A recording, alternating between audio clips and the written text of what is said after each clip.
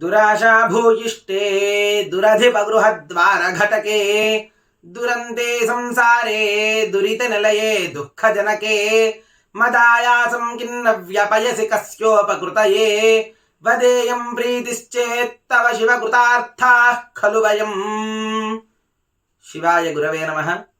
మనం ఈనాటి కార్తీక పురాణంలో భాగంగా 29వ అధ్యాయంలో అంబరీష దుర్వాస సంభాషణం గురించి చెప్పుకున్నాము. అంబరీష మహారాజు చూచుచుండగానే సుదర్శన చక్రం అంతర్ధానమయ్యింది. సుదర్శన చక్రము అంతర్ధానము పొందిన తరువాత అంబరీషుడు భక్తితో దుర్వాసనకు నమస్కరించి శిరస్సుతో వందనము ఆచరించాడు. భక్తి చేత పులకాంకితుడై తన శిరమును ముని పాదములపైన పడవేసి ఇట్లని విన్నవించాడు. ఓ బ్రాహ్మణోత్తమ, నేను మహాపాపిని, పాపమునందు మునిగి ఉండి కష్టించుచున్నాను. కాబట్టి గృహస్థుడునైన నా ఇంటిలో అన్నమును భుజించి నన్ను ఉద్ధరించుము. నీవు నా యందు దయ ఉంచి తిరిగి నా ఇంటికి వచ్చి నన్ను రక్షించితివి. 3 లోకములకు భయమును కలిగించు నీకు భయమెక్కడిది? భయమను మిషతో నన్ను రక్షించుటకు తిరిగి నా ఇంటికి వచ్చితివి. నీవు తిరిగి వచ్చుట చేత నేను బ్రతికితిని. కాబట్టి త్వద్దర్శన దానముతో నాకు అభయదానము, దానితో ప్రాణదానము, దానితో ఉత్తమ లోక దానము సంభవించినవి. ఇట్లు విన్నవించుచున్న రాజును తన బాహువులతో లేవనెత్తి దూర్వాస మహాముని ఆనందముతో ఇట్లన్నాడు. ఓ అంబరీష మహారాజా, ప్రాణములను రక్షించువాడు తండ్రి అని చెప్పబడును. ఇప్పుడు నీ చేత నా ప్రాణములు రక్షించబడినవి కనుక నాకు తండ్రివి నీవే.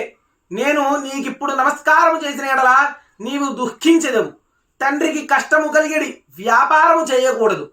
కావున నీకు నమస్కారము చేయను. బ్రహ్మణ్యుడనైన నేను నీకు గొప్ప కష్టమును కలిగించి తిని, దానికి ఫలమును అనుభవించి తిని, చివరకు నీవు దయతో ఆ కష్టమును నివారించితివి. రాజా, నీతో కూడా భుజించితిరని దుర్వాసనుడు ధర్మబుద్ధి గలవాడై ధర్మవేత్త అయిన అంబరీషునితో కూడి భుజించాడు.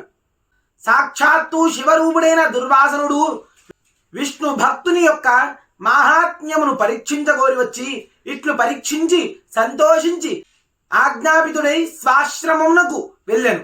కాబట్టి కార్తీక మాసమందు హరిబోధిని ద్వాదశి సమస్త దాన ఫలప్రదము, సమస్త తీర్థ ఫలప్రదము, సమస్త యజ్ఞ ఫలప్రదమగును. కార్తీక మాసమందు శుక్ల ఏకాదశి నాడు ఉపవాసము ఆచరించి జాగరణముండి ద్వాదశి నాడు దానములిచ్చి బ్రాహ్మణులతో కలిసి పాలన చేయువాడు మహాపాతక విముక్తుడవుతాడు. మోక్షమును కోరిన విష్ణు భక్తులు ద్వాదశి స్వల్పముగానున్నప్పుడు దానిని విడువక ద్వాదశి ఘడియలలోనే పాలన చేయవలెను. అందులో కార్తీక శుక్ల ద్వాదశి మిక్కిలి పుణ్యప్రదము కనుక దానిని ఎంత మాత్రము విడువరాదు. కార్తీక శుక్ల ద్వాదశి యందు చేసిన పుణ్యము స్వల్పమైనను అనంత ఫలప్రదము ఇచ్చును. ఈ పుణ్యకథను వినువారు పాప విముక్తులై పుత్రపౌత్ర సమేతులై అనేక భోగములు అనుభవించి అంతమందు పరమాత్మ సన్నిధికి చేరుకుంటారని ఇందులో ఎటువంటి సందేహము లేదని అత్రి మహాముని అగస్త్యులు వారితో ఇట్లు చెప్పి ఉన్నారు ఈ 29వ అధ్యాయంలో. హర నమః పార్వతీపతయే హర హర మహాదేవ హర.